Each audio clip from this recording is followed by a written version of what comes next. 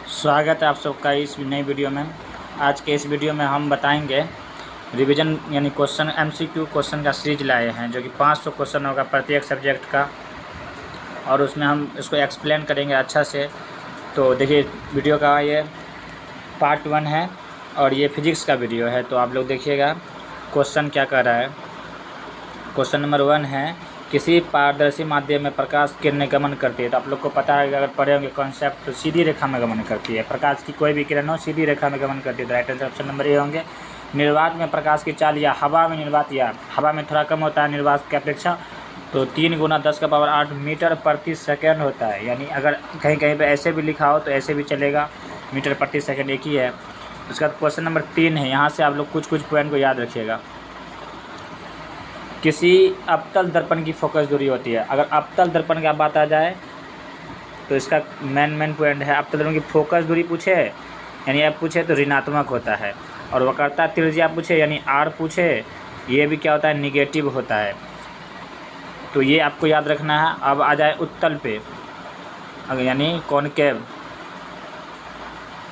यानी उत्तल दर्पण पे आ जाए, सॉरी कॉन्वेक्स पे आए, तो देखिए यहाँ पे उत्तल दर्पण, इसका क्या क्या याद रखना है। तो उत्तल दर्पण की फोकस दूरी जो है पॉजिटिव होती है, और वक्रता त्रिज्या भी पॉजिटिव होती है। और समतल दर्पण का पूछे, समतल का तो ये होता है इसका अनंत, और वक्रता त्रिज्या भी अनंत होता है, यानी इन्फिनिटी होता है, इनफाइनाइट। तो क्वेश्चन फिर क्या करा, क्वेश्चन नंबर 3 का हो जाएगा धनात्मक, ऋणात्मक होगा अभिप्राय। उसके बाद किसी उत्तल दर्पण की फोकस दूरी होती है, तो किसी उत्तल दर्पण की फोकस दूरी क्या होगी, अभिप्राय थे धनात्मक होती है। और किसी अवतल दर्पण की, अवतल लेंस है, लेंस में सेम है, लेंस और दर्पण दोनों का सेम कॉन्सेप्ट है। तो अवतल लेंस पूछ रहा है, तो अवतल लेंस का क्या बताए थे, ऋणात्मक होता है। और किसी उत्तल लेंस का, तो उत्तल लेंस का बताए थे पॉजिटिव होता है। और वास्तविक प्रतिबिंब का आवर्धन यानी वास्तविक प्रतिबिंब जो बनता है, तो आप लोग कमेंट में बताइएगा कि वास्तविक प्रतिबिंब किस में बनता है। तो इसका जो ऋणात्मक होता है, आभासी एवं सीधा प्रतिबिंब, बताइएगा कौन सा दर्पण में बनता है, ये कॉन्सेप्ट कमेंट में कीजिएगा। और आभासी एवं सीधा प्रतिबिंब आवर्धन किसका बनता है, तो धनात्मक का बनता है। अब शायद जानते होंगे तो कमेंट में बताइएगा। उसके बाद क्वेश्चन नंबर, गोले दर्पण द्वारा उत्पन्न आवर्धन m बराबर होता है, तो क्या होता है, m बराबर यानी आवर्धन क्षमता आपसे पूछ रहा है, तो m बराबर होता है माइनस में v/u। v और u क्या है इसमें बताइएगा कमेंट में, जो कि वस्तु की दूरी है और वस्तु की ऊंचाई और प्रतिबिंब की ऊंचाई। और गोलीय लेंस द्वारा उत्पन्न आवर्धन m निम्न से कौन है, गोलीय लेंस द्वारा पूछ रहा है, दर्पण नहीं इसमें।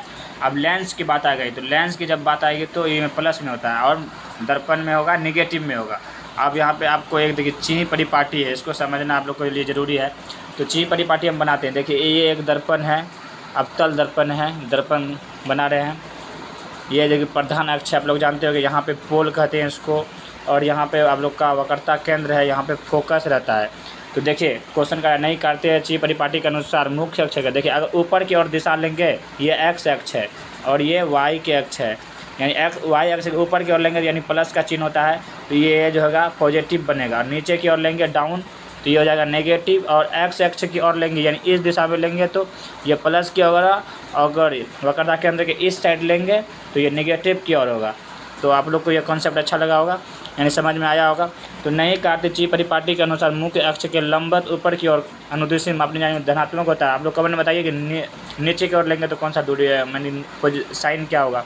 तो वीडियो कैसा लगा कमेंट में ज़रूर बताइए। इसी तरह सभी सब्जेक्ट का हम MCQ सीरीज लाएंगे। तो वीडियो देखने के लिए आप लोग का बहुत बहुत धन्यवाद।